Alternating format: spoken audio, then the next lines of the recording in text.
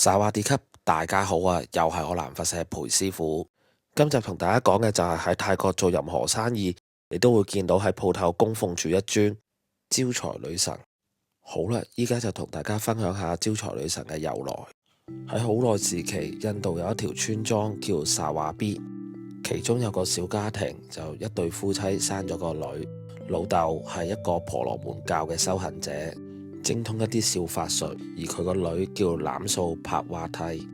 兩夫妻都非常錫呢個獨生女，而欖素帕瓦蒂亦都係一個非常之善良嘅女仔，所以佢喺村入邊都係好多男仔嘅追求對象。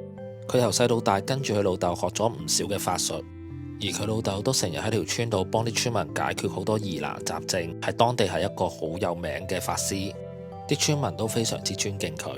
而佢哋喺村入邊亦都開咗一間小士多，由阿媽睇鋪。老豆就經常去城市嗰度入貨，所以就買咗架牛車代步。有一次，欖素帕瓦蒂就跟住佢老豆一齊去城市嗰度入貨，走咗半個月嘅路程，終於到達呢個城市啦。喺去城市呢段路途中，欖素帕瓦蒂見到好多窮人瞓喺路邊，佢都會分享佢嘅麵包俾佢哋食。而到咗城市之後，欖素帕瓦蒂亦都一朝早準備好啲食物拎去佛廟度供僧，而佢亦都聽僧侶們喺度講解佛理，慢慢咁樣令佢對佛學產生咗好大嘅興趣。就咁樣經過幾年跟住老豆去入貨嘅時間，佢已經去過唔少嘅佛廟朝聖禮佛。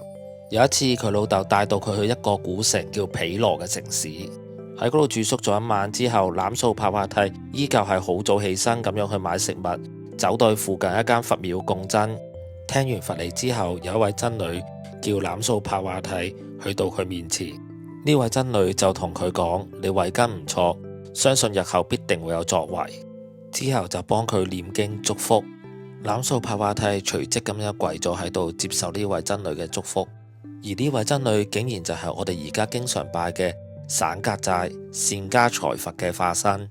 而欖素帕瓦蒂就喺唔知情嘅情況下得到福報嘅倍增，佢亦都平常心咁拜謝咗僧侶而離開。如是者又過咗幾年，有一次欖素帕瓦蒂同佢老豆去到一個叫迦蘭嘅國土，而喺中午行走期間，佢哋見到樹下邊有一個苦行僧喺度休息緊。欖素帕瓦蒂立即喺架牛車度攞咗啲水嚟供呢個僧侶。僧侶接過飲咗呢杯水之後，就立即知道呢個小姑娘嘅前世今生。於是僧侶就同欖素帕瓦蒂講：你係與生俱來有慈悲大愛嘅性格，加上你後天嘅修為，他日一定係受人供拜。你之前已經受過福嘅加持，依家再受我緣嘅加持。原來今次又唔係普通嘅僧侶，佢係我哋而家經常拜嘅人緣至尊薛瓦利苦行僧。自從欖素帕瓦蒂受過呢兩位聖僧嘅加持之後，再加上老豆指點修行，佢終於知道自己原來係一位天仙嘅託世，今世嚟到凡間係要做善事，幫助有需要嘅人。欖素帕瓦蒂去幫助窮人嘅時候，啲人見到佢就覺得佢好似親人一樣，好有親切感。而欖素帕瓦蒂學之前兩位聖僧一樣，去祝福佢要幫助嘅人。久而久之，大家開始發覺，原來得到欖素帕瓦蒂祝福過嘅人都生活上開始好轉。因為咁，每日有好多人揾佢祝福，所以令到士多嘅生意都火爆。2年過後，佢哋已經成為條村嘅富翁。老豆亦都冇忘記啲財富係靠女兒嘅福氣得嚟嘅，所以決定將啲財富去幫助更多有需要嘅人。欖素帕瓦蒂就係咁每日去幫助人、祝福人，匆匆咁樣過咗幾十年。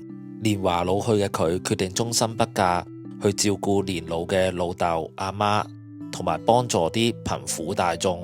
直到佢死後，佢嘅聖跡都係廣為流傳，受過佢恩惠嘅人都會將佢嘅畫像掛喺屋企，以表紀念。後嚟有一個做生意嘅商人得知到欖素帕瓦蒂嘅事跡，就去叫畫家將佢嘅畫像改成右手舉起，再將佢命名為欖崛。欖意思係被嫁嘅少女，崛代表招財嘅意思。後嚟更有人用木頭將佢雕成神像供奉，一直流傳到而家。泰國寺廟依家會鑄造各式各樣欖骨嘅佛牌同佛像，無論你哋見到佢係舉起右手、左手或者雙手，佢哋都係一樣招財、招生意、招顧客。好啦，依家裴師傅教大家供奉欖骨嘅方法。如果請咗尊欖骨返去，你係做生意嘅，可以放佢喺收銀台；而喺屋企嘅話，你就要放佢喺一個高嘅位供奉。每日要更換一杯水同埋汽水。如果可以上香嘅話，每日就上3支香。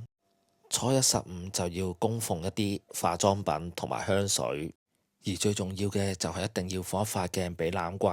好啦，今集同大家介紹到呢度，希望大家可以讚好同埋訂閱我哋嘅頻道，多謝。而大家生活上有咩奇難雜症或者泰國佛嘅問題，可以加我哋左上角嘅微信號查詢。下集再見。